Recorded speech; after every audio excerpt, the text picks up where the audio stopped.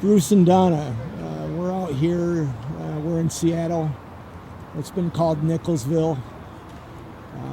You guys are married, living out here. Tell me about it. Well, when we first became homeless, we wasn't actually married. We had two different situations. She became homeless from domestic violence. She was in the hospital for a while and lost her place. On my end, in 2003, I bought my house in Birmingham. I was working for a company called Acme Food Sales. I was managing a company warehouse. Started there at 95 and wound up leaving that place in 2005, January the 10th. It took my salary, about in the 65,000 range a year, and I just couldn't afford my house no more. So what happened? I actually started managing an assistant manager of a place called Dollar Tree in Federal Way, and that was cutting my salary in half. Couldn't afford that. Tried to be sticking up. Well, got a divorce. So actually, my wife she couldn't take it. My second wife couldn't take it. I guess it was more of a material thing for her, and it was too big of a crunch. We split up. I left her the house. I moved to Kent. Tried to work my way to a place called McLean Hardware. I just couldn't afford anything else. I was topped out when it come down to any kind of credit. So you were living in a tent and working? No, I was actually living in an apartment. Okay. Then. By 2007, by 2006, my wife said she couldn't afford the house, and she wanted to get a house back. So I started back living in the house, but by the time I got the house back, it was about 7-8 months behind in mortgage. They wanted something like $16,000 for good faith money within a couple of weeks. And I wasn't making that from what I was doing. So I tried to do something slick. I tried to actually go on the street and sell some illegal narcotics to help myself along to get that big sum of money, because that's something I had done back in my past. Got caught up with that, got caught. Wound up spending another 7.5 months in jail fighting that case, and plus another case. I didn't have any money. I walked into a store. I remember when I was a kid, you can go up in the store and take something out of the store, and it's called petty theft. I went in the store and tried to get a thing of cooked shrimps. They saw it and wanted to stop me. I kept going. I pulled away, and they called it second-degree robbery.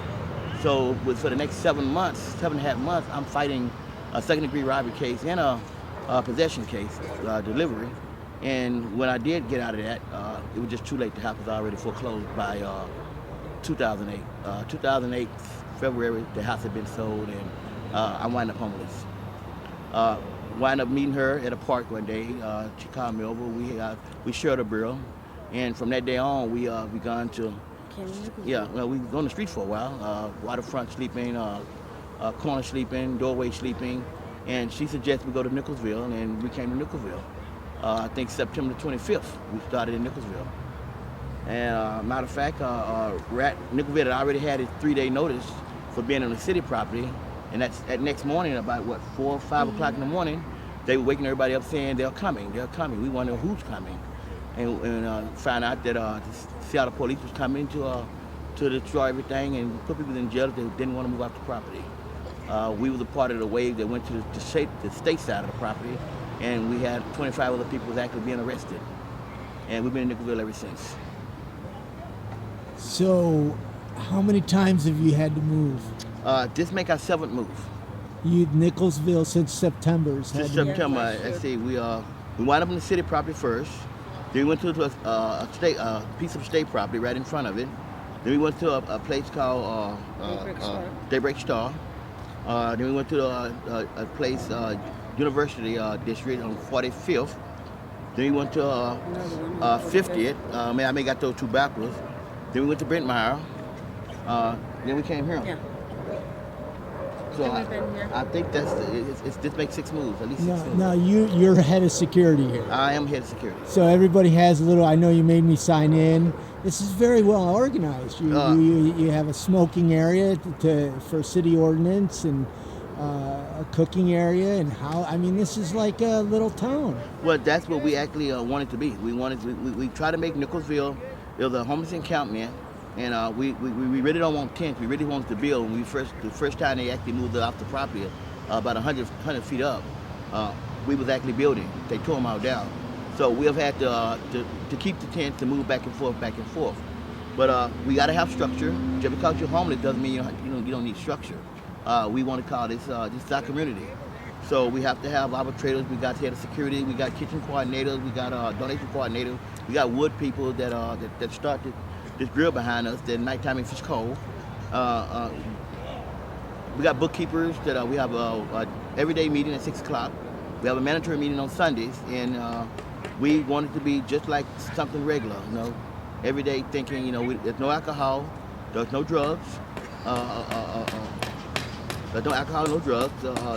You can't have any kind of violence. And we screen you for sex offenders, and you have to have some type of ID to get in. Okay, how about get out? I mean, I don't mean, like the people that are raising trouble, but how do you get out of this? You use this as a stepping stone. Since you ain't got to take your stuff back and forth with you every time you leave, you don't have a mandatory time to get up, a mandatory time to lay down, and you can go and take showers, you can interact with the public, you can go look for jobs, you can go to labor ready, and you can get things you need taken care of. And once you make the transition to get back on your feet, you move out like regular, back into the real world. Now, I know there was, I read an article today that they're letting you stay here again only temporarily. So they could be making you move again? Yeah, at any given time, we do have a dialogue with the state. We're talking, matter of fact, I was a part of the meeting that we had state, the city, we had transportational supervisor, the head of a church, head of the 50th church, or something like that, person that we can call on. And right now, we are talking. They can actually tell us to move at any given time. They have to at least give it 3 days. They've already posted, but they have posted without fines or dates. Wow. So as long as we have a dialogue with them and we are meeting what they want us to have, they can think about doing what they're going to allow us to do. So right now, we only know that it's a day-to-day thing. It's a day-to-day basis. We could wind up moving again. Hopefully, they'll find us another site. They said they would try to help us if we can't stay at this site. And as long as we talk to them, we may be all right. You got about 30 seconds. Anything at all? We're asking those of our supporters, or people that even hear this, call the governor, tell us to keep a dialogue with us. Don't put us in jail. We're not hurting anybody. We're just trying to survive. Everybody deserves a home. And if there's not enough affordable houses here in Seattle, Nickelsville is a place that people that like myself losing their homes, getting domestic violence, and losing apartments. It's a place to come. It's better than being under a bridge. Just help us out as best you can. Thank you very much for talking to me. Thank you. You're welcome. All right. Did it turn out okay?